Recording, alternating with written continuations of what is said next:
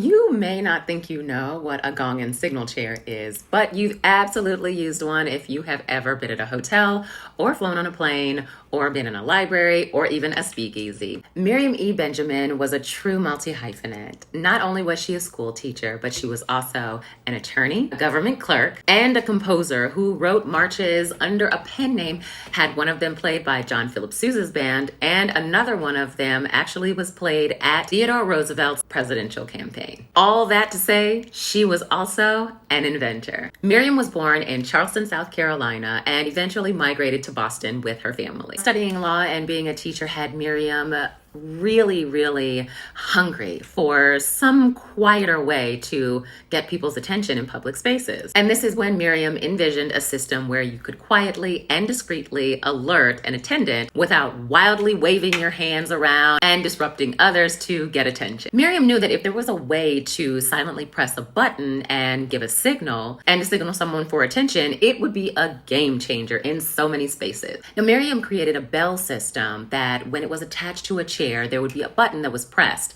And once that was pressed on the side of the chair, it would alert an attendant by flipping or rotating a ball in the back of the chair to a red color, signaling who had pressed their button and needed assistance. She also knew that a chair like this would wind up reducing staffing costs in hotels because it would reduce the need for an attendant and a waiter because the bell would go directly to the waitstaff. In her patent application, she specified that this system would be incredibly useful in legislation, specifically in the House of Representatives. She actually lobbied to have it added as one of the systems. Even though her specific design was not adopted, they did later add a very similar system to the House of Representatives floor. On July 18th, 1888, Miriam received U.S. patent 386,289. Now, upon receiving the patent, this made Miriam the second Black woman to ever receive a patent. Miriam's gong system is actually the blueprint and the precursor to the systems that are used on airplanes today to signal the flight attendant to assist you at your exact seat. Every single button that is pressed on a flight or in a hotel or even a speakeasy